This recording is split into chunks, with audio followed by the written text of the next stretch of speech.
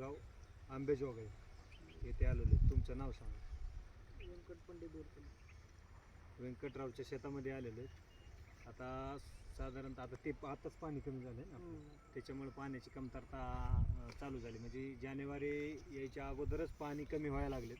बऱ्याच ठिकाणी असं फोन यायला लागले की बाबा आत्ताच पाणी कमी. म्हणजे आता गेल्या वर्षी मार्च एप्रिलमध्ये जी परिस्थिती होती ती यावर्षी जानेवारी फेब्रुवारीमध्येच चालू झाले. म्हणजे पाऊस काळ असूनसुद्धा जमिनीत म्हणावा असा साठा गेला नाही. का गेला नाही तर हे मागचे 2-3 वर्ष सलग पाऊस नसल्यामुळं जमिनीतला साठा उपसीनं तर बंदच नाही सगळ्यांचं.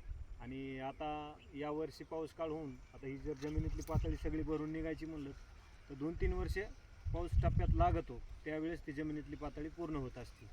त्यामुळे यावर्षी पाण्याची कमतरता यावर्षी पडायला लागलेली.